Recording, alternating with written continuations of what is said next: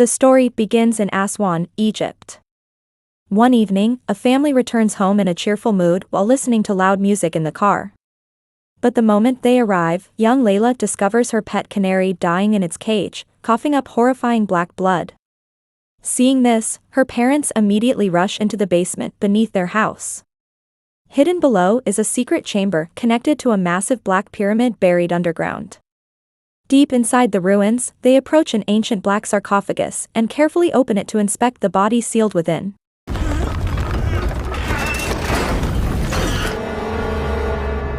Layla's father, Adam, grows nervous and asks if this is finally the time for it to awaken. But his wife, Mariotti, calmly says the time has not yet come. Relieved, Adam even whispers, "Alhamdulillah." But seconds later, the flames lighting the chamber suddenly go out.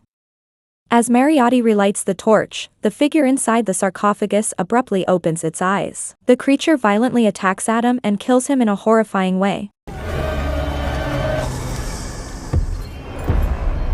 The story then shifts to an American journalist named Charlie, who has been living in Egypt with his family for 5 months. His son Sebastian loves making fun of Charlie whenever he appears on television, while his daughter Katie is busy learning Morse code for a school assignment.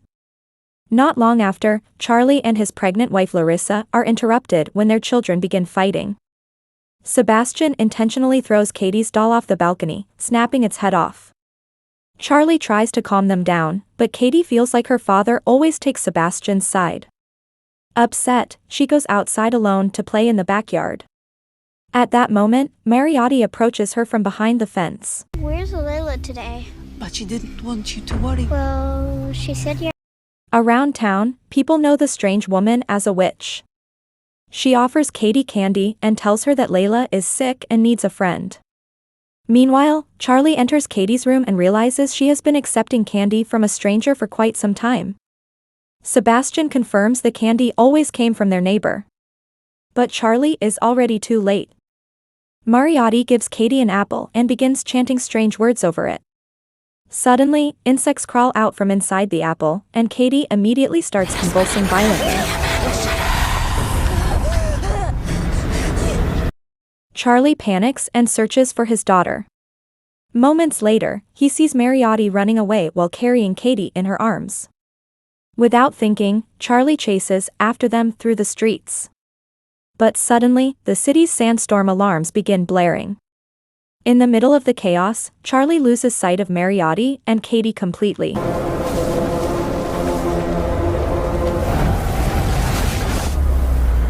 That very night, Charlie and Larisa report Katie missing to the police. At the station, they are questioned by an officer named Dalia Zaki and her superior, Ismail. Zaki calmly asks about the disappearance, but Ismail instead accuses Charlie and Larisa of neglecting their child and slowing down the investigation. Already overwhelmed with fear and panic, Charlie completely loses control and explodes in anger inside the station. Fucking help us! Took our child! 8 years later, Charlie's family now lives in New Mexico with Larisa's deeply religious mother, Grandma Cronin. They also have a third child named Maud. During dinner, Sebastian asks permission to join a school study trip, but Larisa refuses. Ever since Katie disappeared, she has become extremely protective of her children.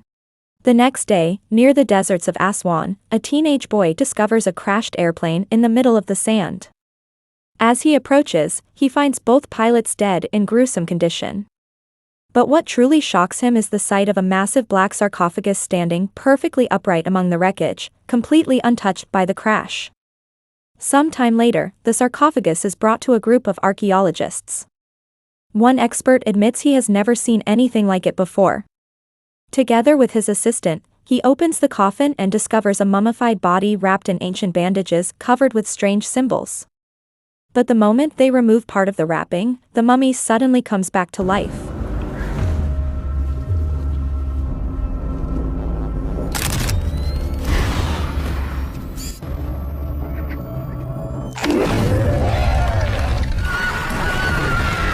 Soon after, Charlie receives a call from the Egyptian embassy.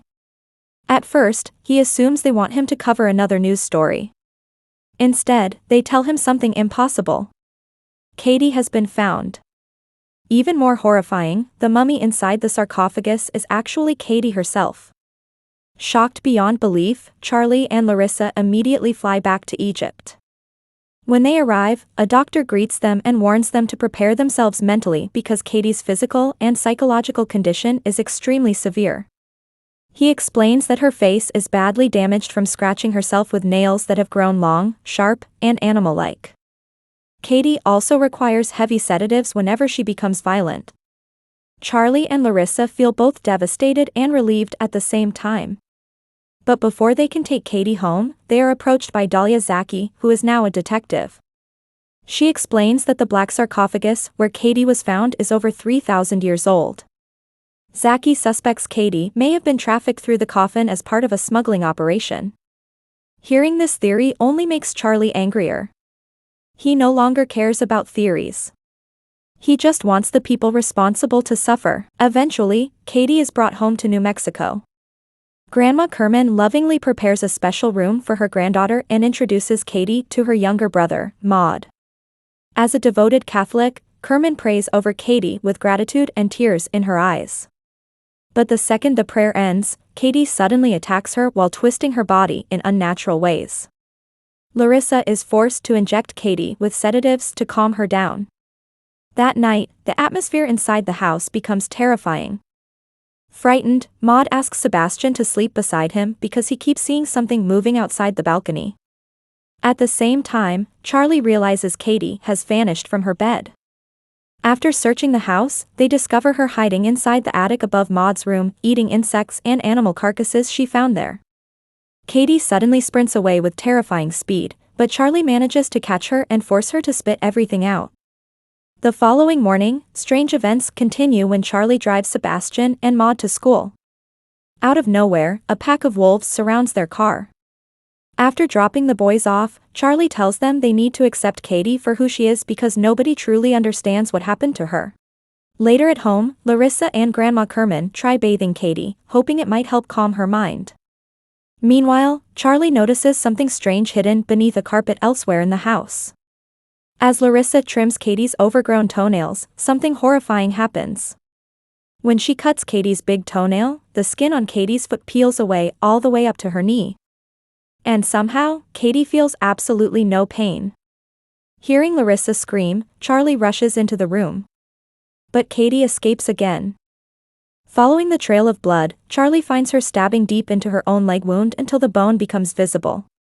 After Katie calms down slightly, Charlie begs Larisa to place her in a specialized treatment facility. But Larisa immediately explodes at him, accusing him of trying to abandon Katie again after they spent 8 years suffering without her. Soon after, Charlie accidentally discovers one of the ancient bandages that fell from Katie's body. Strange symbols are written across it.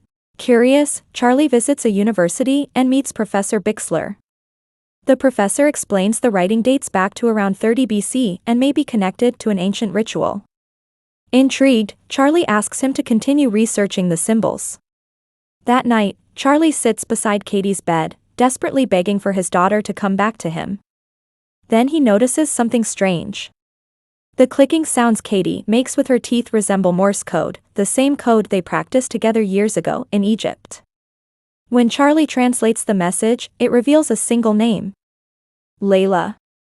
That same night, Charlie contacts Detective Zaki in Egypt and asks her to investigate the name. Because the clue is so vague, Zaki tells Charlie to think harder about anything connected to Katie's disappearance. Charlie searches through their old belongings from Egypt and eventually discovers a letter written by Layla to Katie. But while this is happening, Maud quietly leaves his bedroom to use the bathroom. Katie suddenly calls to him from the darkness and approaches him slowly. She reaches out as if trying to communicate peacefully. But it is only a trick. The moment their fingers touch, the demon inside Katie attempts to possess Maud.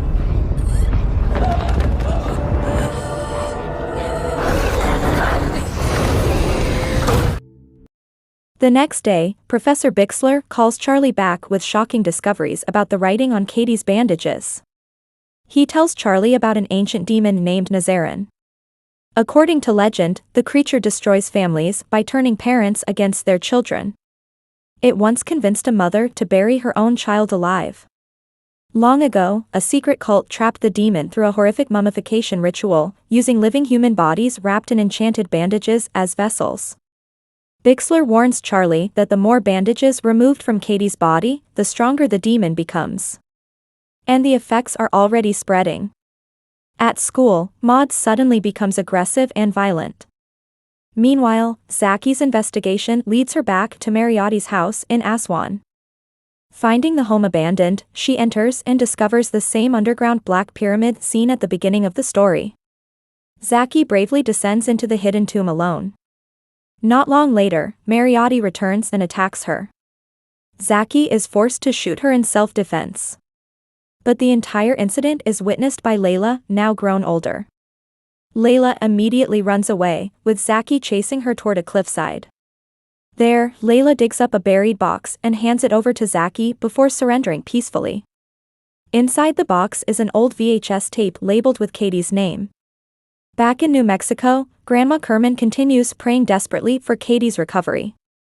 But at the same time, Maud's behavior grows increasingly disturbing under the demon's influence. Sebastian begins realizing his little brother changed the moment Katie returned home.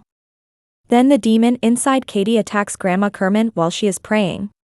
At the same moment, Larisa discovers Layla's letter and hears violent noises coming from Katie's room. But she is too late. The demon wraps Grandma Kerman's own crucifix necklace around her throat and strangles her to death before throwing the body directly in front of Charlie as he walks into the house. Even worse, Larisa watches in horror as wolves outside the home begin feeding on her mother's corpse. Back in Egypt, Zaki questions Layla while watching the VHS tape. Although parts of the recording are damaged, Zaki is horrified to learn that Layla's mother cut out her tongue herself. Layla slowly explains the truth.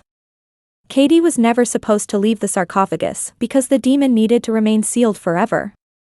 But when rising floods threatened their region, Layla's brothers tried moving Katie by plane, causing the crash that eventually exposed the coffin. Now Zaki finally understands the truth behind Katie's disappearance and decides to fly to America to help Charlie. Soon after, Grandma Kerman's funeral begins. Because her body is being injected with preservation chemicals, the atmosphere becomes deeply unsettling. At the same time, Maud's condition worsens dramatically. He rips out his own teeth and spits blood into the guests' food. As the funeral drags on, the demon manipulates Sebastian by feeding his guilt over how he treated Katie before she disappeared. Meanwhile, Maud creates chaos by stealing Grandma Kerman's dentures from her corpse and biting one of the guests with them. As panic erupts, Katie smashes through the upstairs floor, crawls directly into the coffin, and drinks embalming fluid from Grandma Kerman's body. The horrifying sight causes the guests to vomit in terror. That night, Charlie and Larisa are forced to tie Katie to a chair because everything is spiraling out of control. But it changes nothing. Maud remains possessed, while Sebastian repeatedly smashes his own head against a table. At that exact moment, Zaki finally arrives and shows them the VHS tape from Mariotti's hidden box. The recording reveals the horrifying truth. Mariotti belongs to an ancient cult dedicated to preserving the demon Nazarin through ritual mummification, using children as living vessels. Charlie and Larisa are shattered as they watch footage of young Katie being wrapped alive inside ancient bandages while the cult transferred the demon into her body. And while everyone is distracted by the tape, Sebastian, already influenced by the demon, secretly removes the remaining bandages from Katie's body. The moment the final bandage falls away, the demon fully awakens. Right in front of Charlie, Grandma Kerman rises from the dead.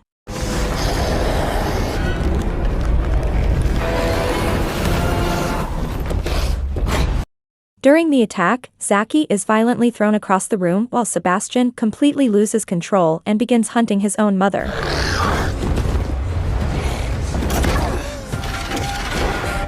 At the same time, the demon uses Grandma Kerman's corpse to attack Zaki and force live scorpions down her throat.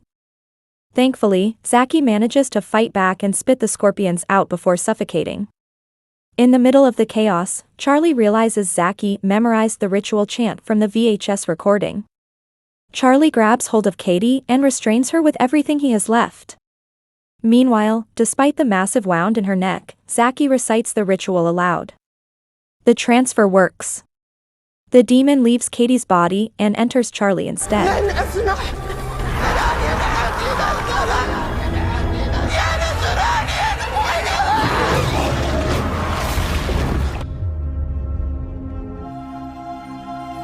Sometime later, the house is covered in ancient symbols, and Charlie is now sealed inside a sarcophagus. But Katie slowly returns to normal and reconnects with Sebastian and Maud once again. Just when it seems everything is finally over, Zachy contacts Larisa with one final revelation. They still have a chance to remove the demon from Charlie. Even more shocking, Mariotti survived the gunshot and is now imprisoned. Soon afterward, Larisa visits Mariotti face to face, furious over everything she did to Katie.